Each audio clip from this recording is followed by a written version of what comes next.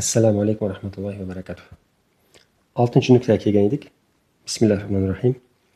Iqtisod ve hissetin çok farkı var. Tejamkorlik ve xasislikning orasida ko'p farq bor. Qandayki masalan deyapti, ya da muallifning o'zining misoli bu. Qandayki masalan kamtarinlik deyapti. Nasıl ki ahlakı seyyi'eden olan tezellülden manen ayrı ve sureten benzer bir hasleti memduhadır. Qandayki masalan deyapti, kamtarinlik yaman axloqdan bo'lgan xorlikdan, yani pastlikdan, pastkashlikdan ma'nan juda farqli, lekin suratan o'xshaydigan bir yaxshi xislatdir. Ya'ni bu yerda yaxshi xislat degani tavazuni deb. Tavazu asli yaxshi xislat, lekin ko'rinishda suratan xorlik, pastlik birovning oldida laganbardorlikka o'xshaydi. Ya'ni bir odam oldida haddan tashqari egilish. Bu kamtarinlik bo'lmaydi. Ayniqsa mutakabbirlarning oldida, ayniqsa g'urur egalarining oldida, ayniqsa jabborlarning, zolimlarning oldida haddan tashqari egilib ularga ta'zim ko'rsatish, bu aslida tazalluldir, bu xorlikdir.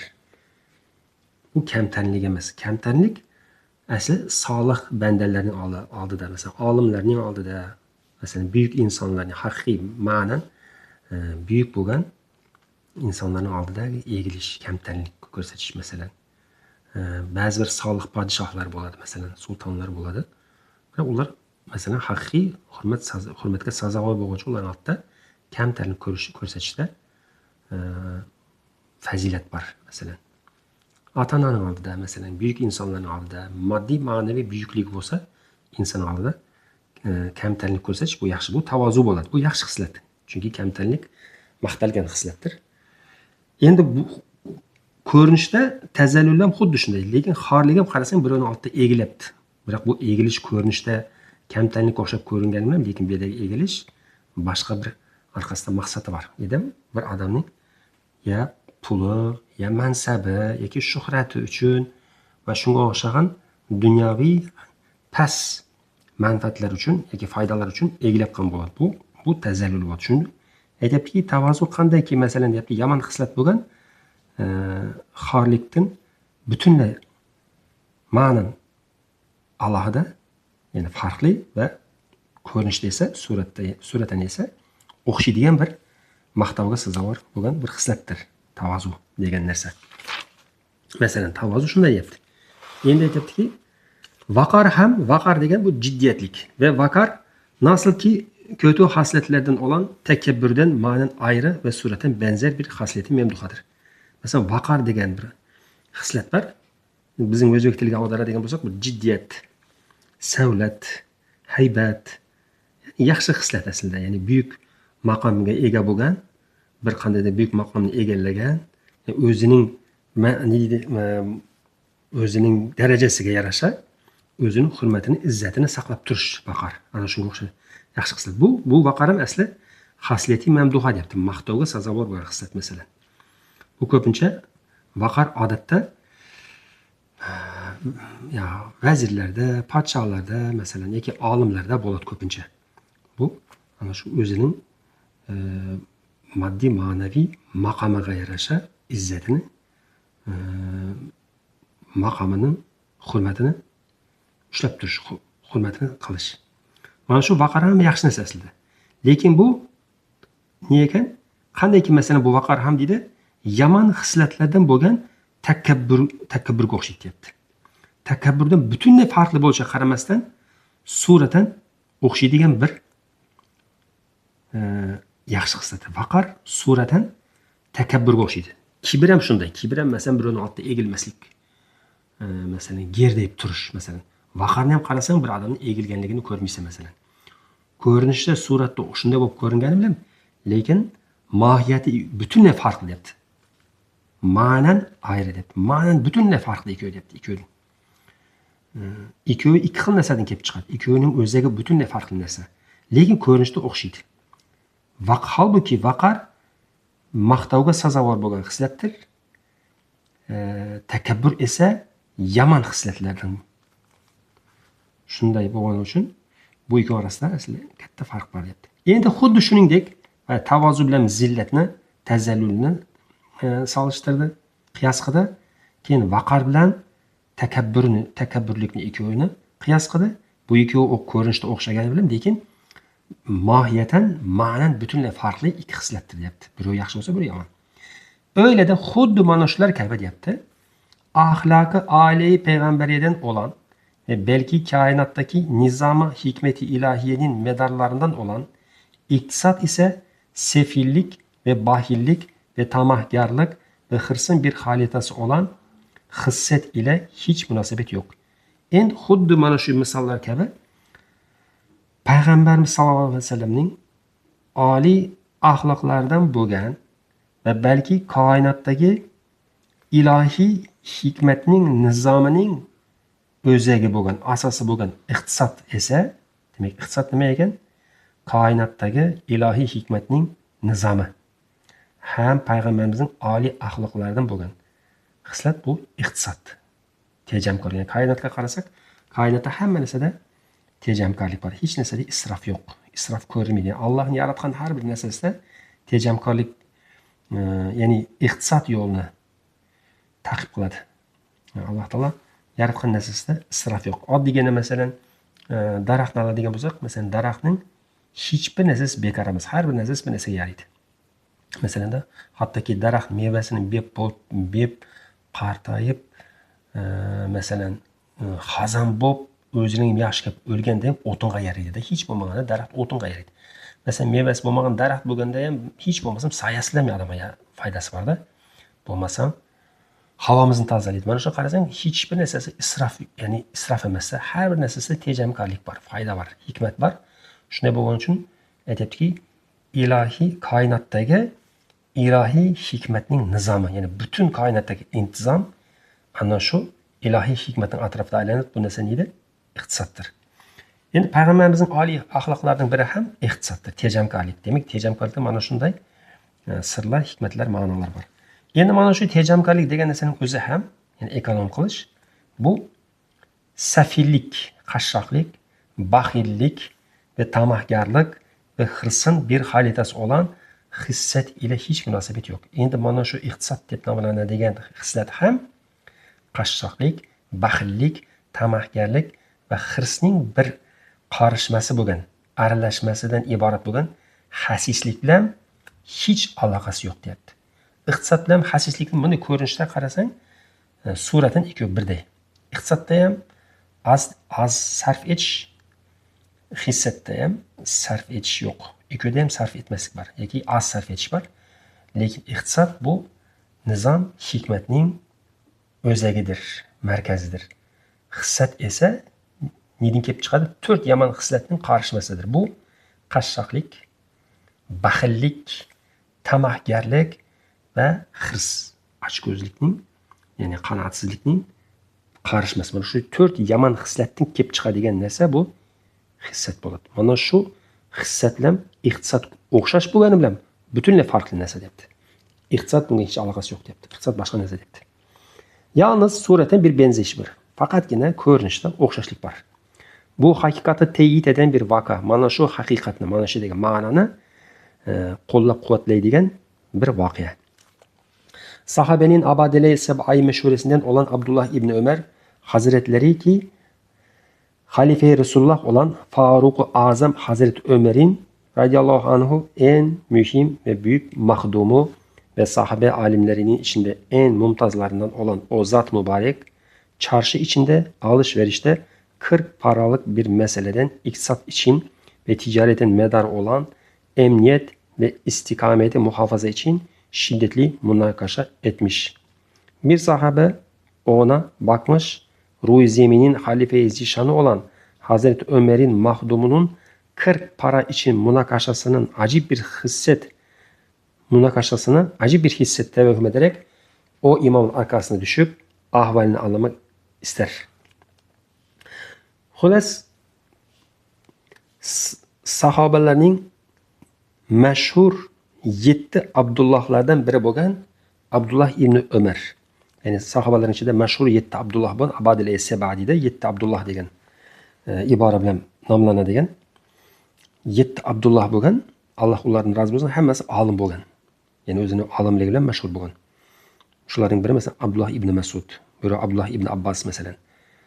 Shunga o'xshagan mana shu Abdullah ibn Umar ham shularning 7-yo'ning biri bo'lgan. Olim bo'lgan 7 Abdullahning biri shu. Bu ayni paytda Payg'ambarimiz sollallohu alayhi vasallamning xalifasi bo'lgan, ya'ni orqasidan keyin xalifa bo'lgan Faruq-i Azam Hazrat Umarning eng muhim va buyuk bir o'g'li. Farzandi, ham xizmatkori, ham o'g'li va sahoba olimlarining ichida eng mumtozlardan. Ya'ni ko'zga ko'ringan olimlardan biri bo'lgan. Ana shu muborak zot, ya'ni Abdullah ibn Umar bozor ichida savdoda olish-berishda 40 tangalik bir masaladan iqtisod uchun tijoratning o'zagi bo'lgan, asosi bo'lgan ishonch, amniyat, ya'ni ishonch va istiqomatni saqlash uchun, ya'ni o'rta holni ushlash uchun shiddatli munoqasha qilgan. Demak, bozorda olish-berish bo'lgan. Demak, bir narsa aytgan paytda 40 tiyin uchun, 40 tanga uchun talashgan. Biz talashgan deymiz, aslida savdolashgan. Holbuki savdo bu tijoratning asosi. Ham ishonchni ta'minlaydi va o'rta hollikni ta'minlaydi. Mana shu o'rta hollikni ta'minlash uchun, muhofaza qilish uchun va ishonchni orttirish uchun savdolashgan. Bir sahoba, endi bu voqeani ko'rib turgan bir sahoba qaraganki, Ruy zaminning buyuk xalifasi bo'lgan Hazrat Umarning o'g'li 40 tanga uchun talashganligini, munoqashasini ajoyib bir xasislik deb o'ylagan. Shunchalik ham xasis bo'ladimi degan bir o'yga borganda, tavakkul qilgan. Ana shunda o'yga borib, ana shu buyuk olim bo'lgan imomning orqasiga tushib, ahvolni bilishni xohlaydi. Tushunishni, nega unday 40 tanga shuncha talashdingiz degan bir savol qilib ketdi. Shu savolni bilish uchun, savolning javobini bilish uchun orqasiga tushadi. Abdullah ibn Umarning orqasiga tushadi. Baktaki, orqasini ergashib qarasaki, Hazrat Abdullah xonai muborakini girdi, o'zining xonasiga, uyiga kirib ketdi. Kapıda bir fakir adam gördü. Eshik ortida bir fakir adam o'tirgan edi. Bir parça eğlendi, ayrıldı gitti. Bayağı Abdullah ibn Umar radiyallahu anhu uyga kirishdan oldin uyining eshigi ortida bir fakir o'tirgan. Shu fakirning ortida biroz turib, keyin uyga kirib ketgan. Sonra xonasining ikkinchi kapısına chiqdi. Keyin xonadonning o'zining hovlisining ikkinchi eshigidan chiqdi. Diğer bir fakiri orada da gördü. Qarasaki bayağı adam sahaba edem ikinci bir fakirni ko'rgan. U fakirning ortida ham bayağı Abdullah ibn Umar ikinci eshikni chiqarib ketdi. Shu ikinci fakirning ortida biroz turib keyin ketadi. Onun yanında da bir parça eğlendi. Onun altından biraz durdu, ayrıldı gitti. Keyin ketdi. Uzaktan bakan o sahabe, bayağı uzaktan tamaşa qilib turgan sahaba merak etti, qiziqdi. Gitti o fakirlere sordu. Barib ana shu fakirlerden so'radi. İmam sizin yanınızda durdu, ne yaptı? Bayağı imam olim sizlerin yanlarınızda turdu, nima qildi debdi. Her birisi dedi, her bir fakir aytdiki, bana bir altın verdi. Menga bir altın tenge berdi debdi. Bayağı tiyin edi, endi bu yerda katta altın tenge berib ketibdi. O sahabe dedi, Fasubhanallah. Yani bayağı bu voqeaning guvohi bo'lgan sahaba taajjublanyapti, endi hayron qolyapti. Fasubhanallah degan. Çarşı içinde 40 para için böyle münakaşa etsin de bazarın içinde 40 tiyin için, 40 tenge için bana şunca münakaşa kılsın o. Sonra hanesine 200 kuruşu kimseye sezdirmeden Kemal Rıza'yı nefsiyle versin. Keyin üyünün aldı da 200 tengeni hiç kimseye sezdirmezden nihayatta razılık bilen, yani köngülün razılığı bilen bersine deb oyladı dedi. Yani 40 tenge için talaştı, lekin bir de 200 tengeni hiç ayamasdan beverdi. Qanday bo'lishi mumkin deb o'yladi. Gitti, barda Hazrat Abdullah ibn Ömer'i gördü. Bayağı Abdullah ibn Ömer'ni taptı deydi. Özün savolini qo'yish uchun izlab taptı. Dedi, ya imam, ey imam, bu müşkülümü hallet. Meni bu müşkülümü hal qil. Sen çarşıda böyle yaptın. Sen bayağı bazardan bunday qilding. Yani 40 tenge uchun talashding demoqchi. Xonandada şöyle yaptın. Endi o'zing uying oldida bo'lsa bunday qilding. Buni tushunmayapman. Bu yerda 40 tenge uchun talashding, bu yerda 200 tengani ayamasdan berib berding. Bu qanday bo'ldi? Bir-biriga zid holat qo'y deyapti-da. Ona javoban dediki, çarşıdaki, yani unga javoban dedi. Bu Abdullah ibn Umarning javobi edi. Çarşıdaki vaziyat iqtisoddan, bozordagi mening vaziyatim tejamkorlikdan ve kemali aqldan ve aqlning kamolidan ve alışverişin esası ve ruhu olan ve aldı berdining, yani savdoning asosi bo'lgan va ruhi bo'lgan emniyetin, ishonchning, sadoqatning, yani to'g'rilikning muhofazasidan gelmiş. Şunu himoya qilishdan kelgan bir holatdir. Shuni kelib chiqqan bir holatdir. Hisset değildir. Bu hasislik emas. Bozordagi savdolashgan paytimdagi holatim bu iqtisoddan kelib chiqqan holat, aqlning kamolidan kelgan.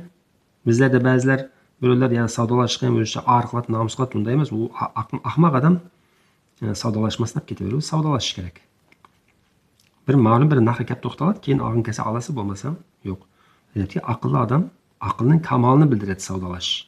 Keyin savdoning asosi va ruhi bo'lgan ishonch bilan sadoqatning himoyasidan kelib chiqqan bir holatdir. Bu hasislik emas. Xonimdagi vaziyat, endi uyim oldidagi vaziyat bo'lsa, qalbin shafqatidan, bu qalbning shafqatidan, ruhning kamolidan gelmiş bir holatdir. Shundan kelib chiqqan bir holatdir. Ne o hissettir, ne bayagi bozordagi holatim hasislikdir ve ne de bu ve ne mana shu uyim oldidagi holat israfdir. Bu ham isrof emasdir. Fakirlarga, muhtojlarga shafqatdan kelib chiqib, shafqat tufayli jon achig'anligi uchun ularga 200 tenge berish isrof bo'lmagani kabi, bozordagi iqtisoddan va aqlning kamolidan kelib chiqqan savdolashish ham bu hasislik emas deyapti. İmam Azam bu sirra ishorat olarak, İmam Azam ham mana shu sirga ishorat qilib bunday degan deyapti. La israfa fil xayri kama la xayra fil israf demiş. İmam Azam rahmetullahi aleyh mana shuni deb aytgan ekan. Ya'ni xayrda ve ihsanda, xayrli ishlarda ve ihsanda fakat mustahak olan, lekin loyiq bo'lgan odamlarga, ya'ni o'zini o'rniga loyiq bo'lgan joyga berish shart bilan israf olmadığı gibi, bu israf bo'lmagani kabi, xayrli ishlarda, ihsonlarda loyiq bo'lgan joyga berishda bu israf bo'lmagani kabi, israfda da har qanday israfda ham hech bir xayr yo'qdir. Demak, xayrli ishlarda israf yo'q, lekin israf ishda ham hech qanday xayr yo'q deb aytgan edi. La israfa fil xayri, xayrli ishlarda israf yo'qdir. Israfi bo'lmaydi xayrli ishning. Xuddiki israf ishlarda ham xayr bo'lmagani kabi deydi. Subhanaka la ilma lana illa ma 'allamtana innaka antal alimul hakim. Va axiru davana ma davahum alhamdulillahi robbil alamin. Aslan qator ko'rmay qolgan ekan, uzr. Keyingi videoda ko'rishguncha sog' salomatlik bo'linglar. Savollar bo'lsa kommentariyga yozinglar. Keyingi videoda shularga javob berishga harakat qilaman. Ko'rishguncha assalomu alaykum.